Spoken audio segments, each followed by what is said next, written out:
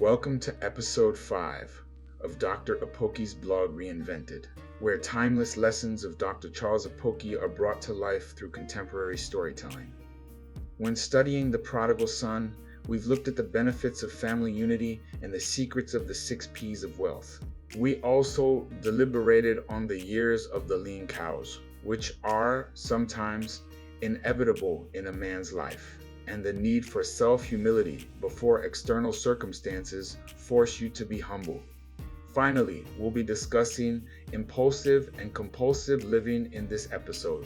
Today's topic is titled, Don't Be Pressured into Impulsive and Compulsive Living. The prodigal son, after he got his share of his father's wealth, went on a rampage and spent all he had been given impulsively and compulsively.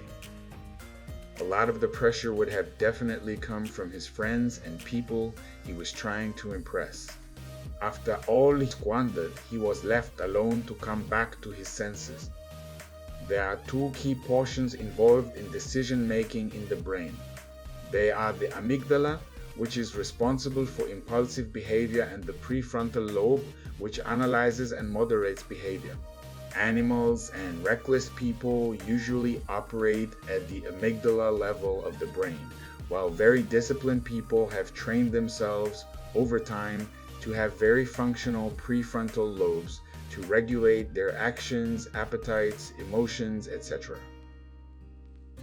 Some social scientists believe that less than 5% of the population actually think by themselves. 95% hardly think independently, and if they do, they might even die.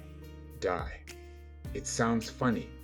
Some time ago, our young girls were busy opening their bums in the name of low-waist trousers or skirts, and you see them struggling to pull their blouses over their bums. Today, there is a new trend called high waist that looks like corsets.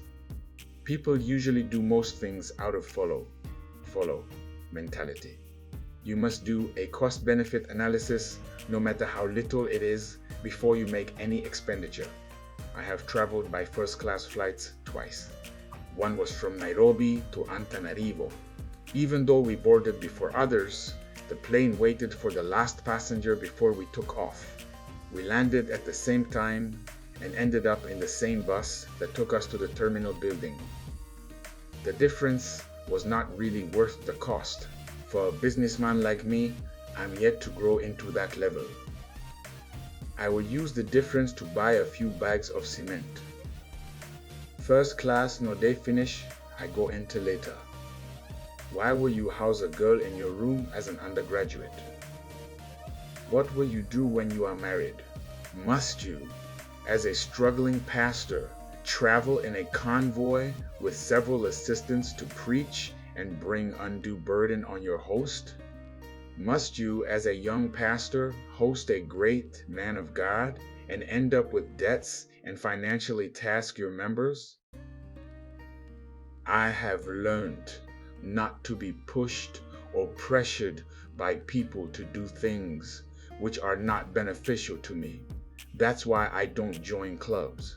I wear what I can afford. At the end, I will personally give an account of my life. My journey is different from your own. My level is not the same as yours. A guest preacher requested for a charter flight costing 2 million naira. For the same program, I paid 2,500 naira for transport to preach. Our cities are only 30 kilometers apart. I preached on Friday and he preached on Saturday.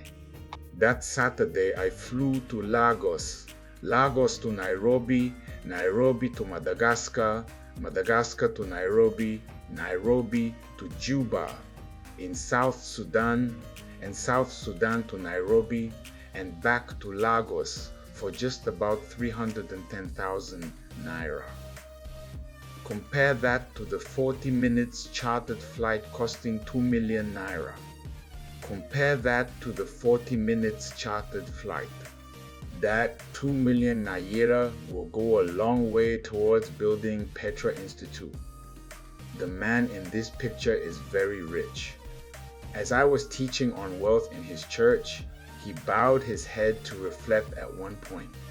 Ironically, the poor were busy talking outside. Thanks for listening, and don't forget to also like and subscribe. God bless you.